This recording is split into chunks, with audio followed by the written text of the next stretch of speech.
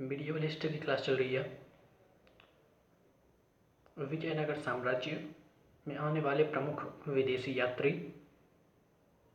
Niccolo D कॉन्टी, यह Italy वासी था और देवराय प्रथम के काल में भारत आया था।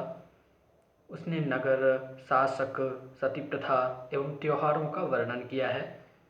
उसने विजयनगर का घेरा 60 मील बताया है। यह विजयनगर आने वाला सबसे पहला विदेशी यात्री था। इसने अपना विवरण लैटिन भाषा में लिखा है। अब्दुल रज्जाक यह ईरान खुरासान के शासक मिर्जा शाहरुख का दूत था। यह देवराय द्वितीय के काल में आया था। इसने विजयनगर को संसार के श्रेष्ठतम नगरों में से एक माना और बताया कि इस शहर में एक के भीतर एक 7 परकोटे हैं। उसने सती प्रथा का भी जिक्र किया है और बताया है कि राजा का खजाना पिघले हुए सोने से भरा था। अब्दुल रज्जाक के अनुसार शहर को विशाल किलेबंदी से घेरा गया था। इस किलेबंदी की सबसे महत्वपूर्ण विशेषता यह थी कि इसकी पहली, दूसरी व तीसरी दीवारों के बीच जूते खेत तथा बगीचे थे। माहुआन यह चीनी यात्री था तथा 1551 ईसा में मल्लिकार्जुन के काल में विजयनगर आया। एडुआर्ड बारबोसा, इसने कृष्णदेवराय के काल में विजयनगर की यात्रा की। वह पुर्तगाली था। उसके अनुसार किसी भी समुदाय का व्यक्ति अपनी इच्छा अनुसार बिना किसी बाह्य के कहीं भी आ जा सकता है। अपने विवरण में उसने राज्य में प्रचलित सती प्रथा का वर्णन किया है। उसके अनुसार दक्षिण भारत के जहाज मालदीव में बनते थे। उसने बताया है कि सामान्य लोगों के आवास प्रायः छप्पर के थे जो व्यवसाय के आधार पर व्यवस्थित थे। डोमिंगो पायस यह पुर्तगाली था एवं कृष्णदेवराय के काल में भारत आया। इसने कृष्णदेवराय को महान एवं न्यायप्रिय शासक तथा विजयनगर को विश्व का सर्वश्रेष्ठ नगर बताया। इसने कृष्णदेवराय के शरीर एवं व्यक्तित्व का चित्रण किया है।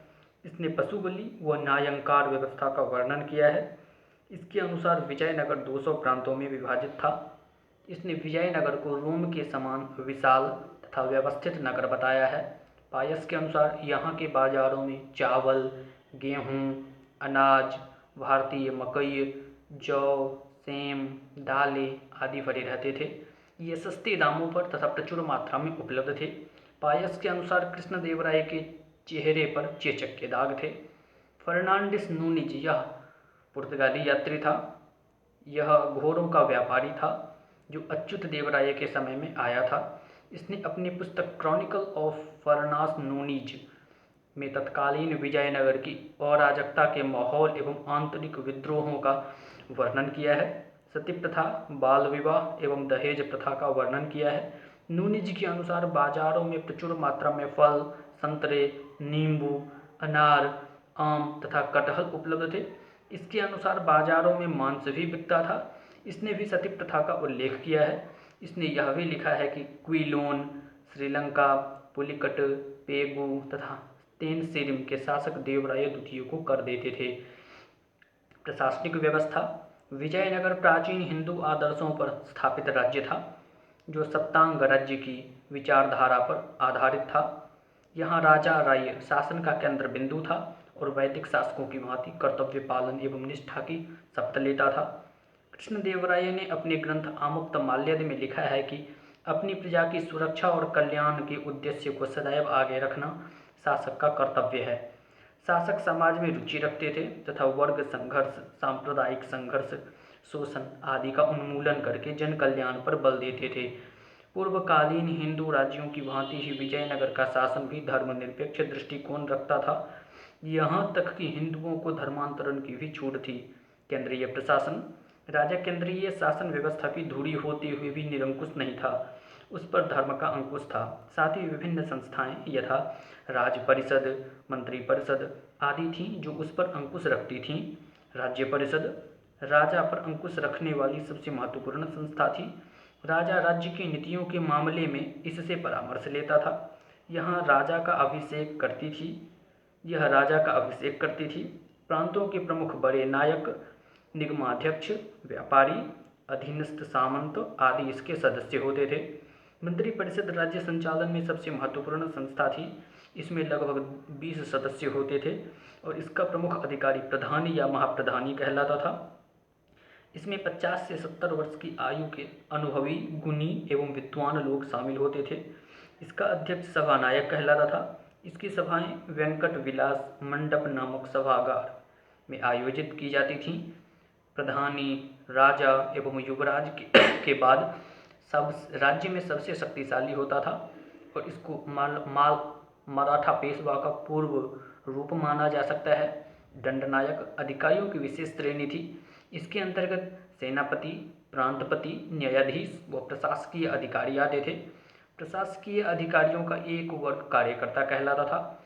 विजयनगर में न्यायालंकार व्यवस्था तथा दूरस्थ क्षेत्रों में स्थानीय शासकों के कारण आय व्यय का हिसाब रखने के उद्देश्य से केंद्र में सचिवालय स्थापित किया गया था।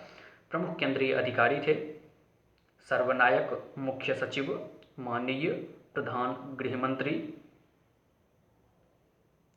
रायसम राज्याधीश लेखक, मुद्राकर्ता, शाही मुद्राधारक, कर्णिकम लेखाधिकारी, कवलकरम राजमहल की सुरक्षा। प्रशासनिक संगठन इस प्रकार निर्धारित था: प्रांत, मंडलम, कुट्टम, वलनाडु, मेलाग्राम, उर, ग्रामस्थल, वेलिदास। राजधानी परिवर्तन। हरिहर प्रथम ने राजधानी परिवर्तित करके किया था अनईगोंडी।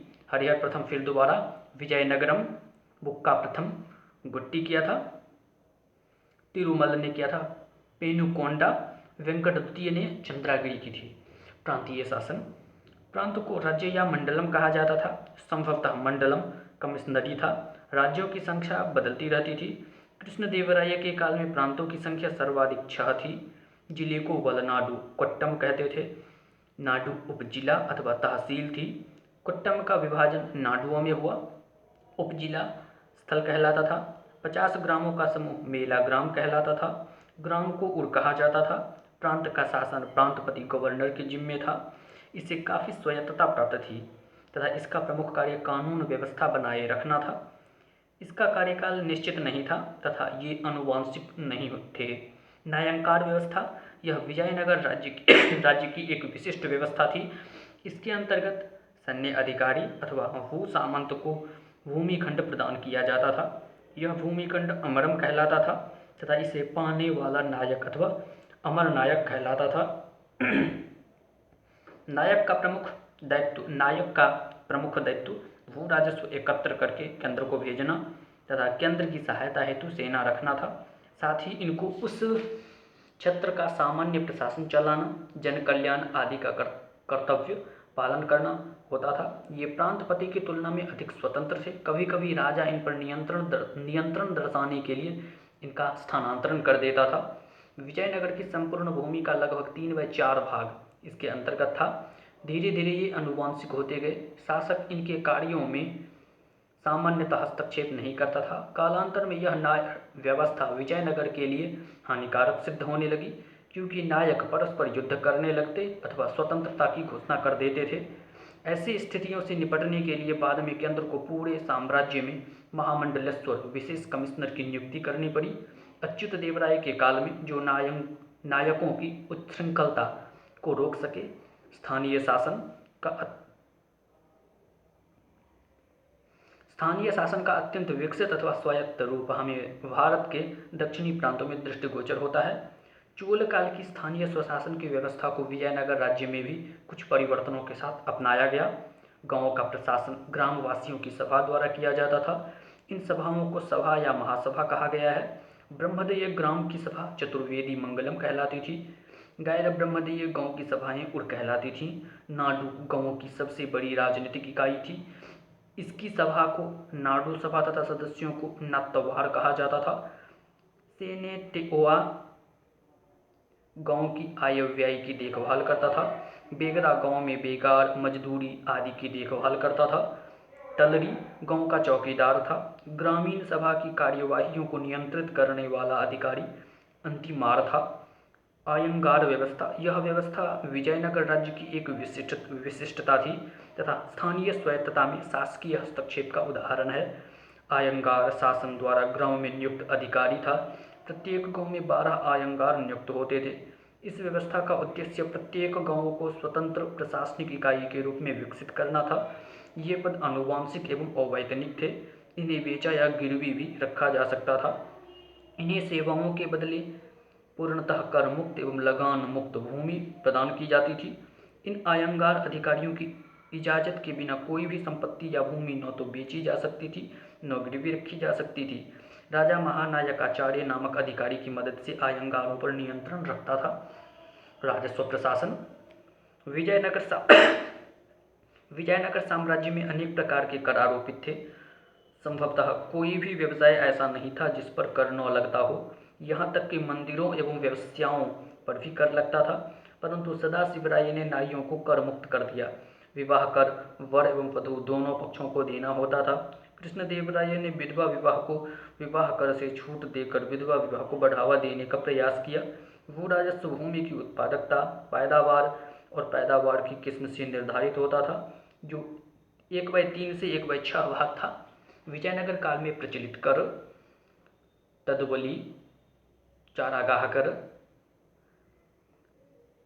कुडीमई या कडम्माप, मुख्य भूमि कृषि कर, केड्डाकासु पशु कर, बरमज्जाडी वृक्ष उपवन कर, कडाईवरी व्यवसाय कर, दायम, चुंगी, तरगु दलाली शुल्क, ताड़ीराई बुनकरों पर लगाकर, कुसमन्नम कुंभकार पर लगाकर, करबुन वंशुक लोहार पर लगाकर, नल्लेरुड़ गडेरिये पर लगाकर, अरसु स्वतंत्रम पुलिस कर। कृष्णदेवराय ने भूमि कर के सही निर्धारण हेतु संपूर्ण राज्य की भूमि का सर्वेक्षण करवाया। शिष्ट नामक भूमि कर विजयनगर राज्य की आय का प्रमुख स्रोत था। केंद्रीय राजस्व विभाग को 98 कहा जाता था। दासावंदा वंकट्टू कोडेज सिंचाई कर था। निरुनिक्कर सिंचाई मार्गों की देखरेख करने वाला था। विजयनगर में भू धारण व्यवस्था अत्यंत व्यापक थी। ऐसे ग्राम जो राज्य के प्रत्यक्ष नियंत्रण में थे भंडारवाद ग्राम कहलाते थे। इन गांवों के किसान राज्य को कर देते थे। ब्रह्मदेय, देवदेय और मठापुर भूमि क्रमशः ब्राह्मणों, मंदिरों तथा मठों को दान में दी गई कर मुक्त भूमि थी। उम्बली विशेष सेवाओं के बदले दी गई कर मुक्त भूमि थी। रत्त खत कोडगय युद्ध में शौर्य प्रदर्शित करने वालों या युद्ध में मृत सैनिकों के परिवार को दी गई भूमि थी। कुट्टगी पट्टे पर दी गई भूमि थी। बड़े भूस्वामी ब्राह्मण आदि जो स्वयं खेती नहीं करते थे पट्टे पर जमीन दे देते थे।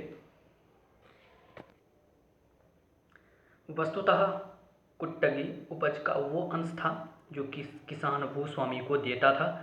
किसान और भूस्वामी के बीच उपज की हिस्सेदारी की यह व्यवस्था वारम कहलाती थी। कुदिवे कृषि मजदूर होते थे जो भूमि के क्रय विक्रय के साथ ही हस्तांतरित हो जाते थे। राजस्व नकद व उपज दोनों रूपों में लिया जाता था। नकद राजस्व को सिद्रुदाय कहा जाता था। पालीकाल जमींदार वर्ग था। विजयनगर साम्राज्य के अंतर्गत जो कारखाने थे उनसे भी पृथक कर वसूल किया जाता था। न्याय प्रशासन। राजा स्वयं सर्वोच्च न्यायालय था। मंत्रियों व अधिकारियों द्वारा मुकदमों का निर्णय करने में राजा की मदद की जाती थी। निम्न स्तरीय अदालतें प्रांतपतियों व उनके प्रतिनिधियों के अधीन थी। न्यायालय 4 प्रकार के थे। तिष्ठिता पहला, दूसरा चल, तीसरा मुद्रिता, चौथा शास्त्रिता। कानून का आधार याज्ञवल्क्य स्मृति व पराशर स्मृति पर माधव की टीका थी। चोरी, व्यभिचार, विद्रोह के लिए प्राणदंड निश्चित था। सामाजिक व्यवस्था। विजयनगर का समाज प्राचीन हिंदू समाज की परंपराओं पर आधारित था। यह अंतिम साम्राज्य था जहां वर्णाश्रम आधारित सामाजिक व्यवस्था को प्रश्रय दिया गया। ब्राह्मण सर्वोच्च माने जाते थे। उन्हें सेना और प्रशासन में उच्च पद प्राप्त होते थे तथा उन्हें अनेक विशेषाधिकार प्राप्त थे। वे मृत्यु दंड से मुक्त थे। क्षत्रियों का उल्लेख संभवतः नहीं मिलता। सेट्टी या चिट्टी नामक समूह का व्यापार पर वर्चस्व था तथा ये लिपिक वर्ग में भी बहुतायत में शामिल थे। वीर पांचाल दस्तकारों का वर्ग था। ये व्यापार भी करते थे। रेड्डी वर्ग आंध्र क्षेत्र में महत्वपूर्ण था। बरुआ उत्तर भारत से आकर बसे लोग थे। इन्होंने व्यापार को हथिया लिया था। फलस्वरूप सामाजिक तनाव उत्पन्न हुआ। इससे यह स्पष्ट होता है कि समाज में खुलापन था तथा लोग प्रयास करके आर्थिक विकास कर सकते थे। समाज में बढ़ई, सुनार, लोहा, विप्रा, विनोदिन की स्थिति ऊंची थी, किंतु चर्मकार, बुनकर व तेली का स्थान नीचा था। इसी प्रकार निम्न वर्गों द्वारा उच्च जातियों के विशेषाधिकारों पर अधिक अधिक अधिकार स्थापित करने से सामाजिक तनाव उत्पन्न हुआ। जुलाहे को कई कोल्लार कहा जाता था। जैन एवं वैष्णव संप्रदायों के बीच तनाव उत्पन्न होने पर राज्य ने जैनों का पक्ष लिया, जो विजयनगर साम्राज्य की उदारता एवं धर्मनिरपेक्षता की नीति को दर्शाता है। राज्य में दास प्रथा थी, जिसका वर्णन निकोलो कोंटी ने किया है। मनुष्यों का क्रय विक्रय वेग उपक कहलाता था। विजयनगर राज्य में स्त्रियों को अत्यंत सम्मानजनक स्थिति प्राप्त थी।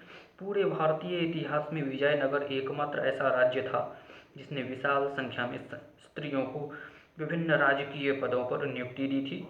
राजा की अंगरक्षिकाओं के रूप में स्त्रियों की नियुक्ति होती थी। गणिकाओं के समाज में महत्वपूर्ण स्थान था। ये शिक्षित होती थीं तथा समाज में इनका पर्याप्त सम्मान था। मंदिरों में देव पूजा के लिए स्त्रियां नियुक्त की जाती थीं। वो देवदासी कहलाती थीं। सती प्रथा का भी उल्लेख मिलता है, परंतु यह मुख्यतः राज परिवारों तथा सामंत आदि वर्ग में ही प्रचलित थी। ब्राह्मण, चेट्टी, लिंगायतों में सती प्रथा नहीं पाई जाती थी। बारबोसा, नोनिज, सीजर, फ्रेडरिक, पियत्रो,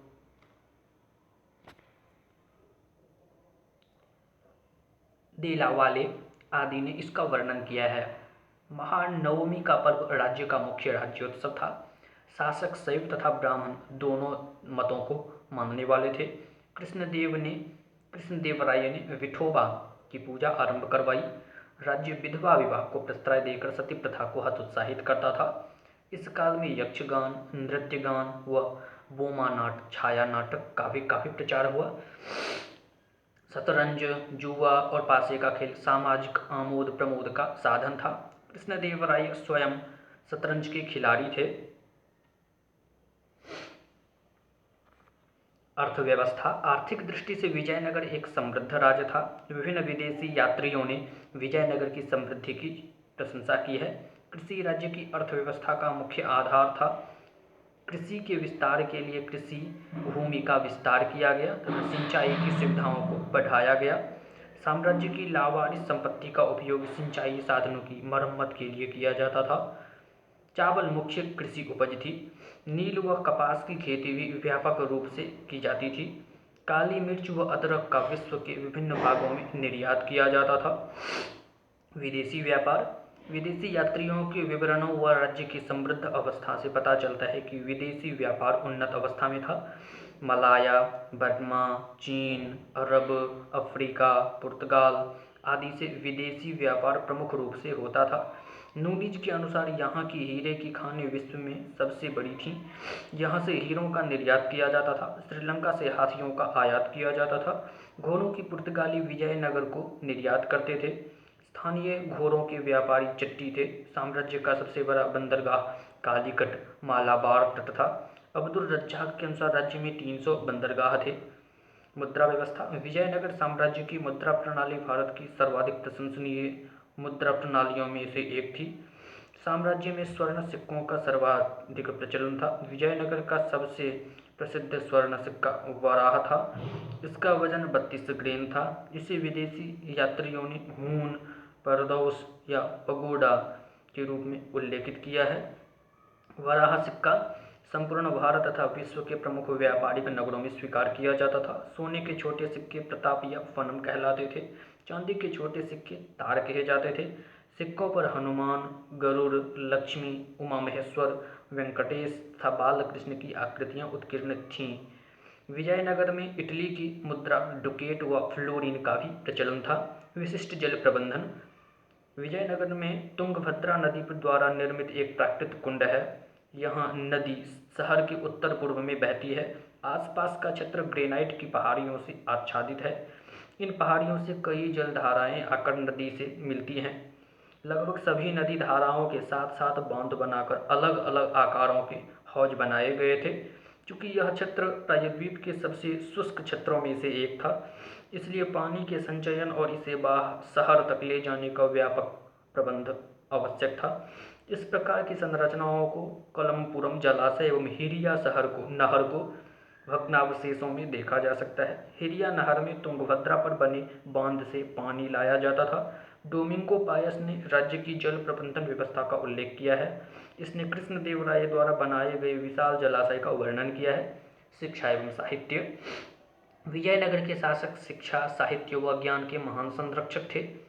उनके काल में तमिल, तेलुगु, कन्नड़ व मलयालम की सर्वाधिक उन्नति हुई। साम्राज्य में नंदिनागढ़ी लिपि प्रचलित थी। कृष्णदेवराय का काल तेलुगु भाषा का स्वर्णकाल था। कृष्णदेवराय के दरबारी अल्लासी पेड्डाना को तेलुगु कविता के पितामह की उपाधि प्राप्त थी। नन्नया ने महाभारत का तेलुगु में अनुवाद प्रारंभ किया, जिसे वीर प्रगदा ने पूरा किया। इस काल की कन्नड़ कृतियों में वीमक द्वारा रचित व्यास पुराण प्रसिद्ध लिंगायत ग्रंथ है। इस काल में जैन तीर्थंकरों की जीवनियाँ भी रची गईं। शासकों की जीवनी से संबंधित बुक्का प्रथम की पुत्रवधू गंगा देवी द्वारा अपने पति कंपन की सफलताओं पर रचित मधुरा विजयम है। लक्ष्मी नारायण कृष्णदेवराय का दरबारी संगीतकार था। उसने संगीत सूर्योदय की रचना की। वीणा इस काल का लोकप्रिय वाद्य यंत्र था।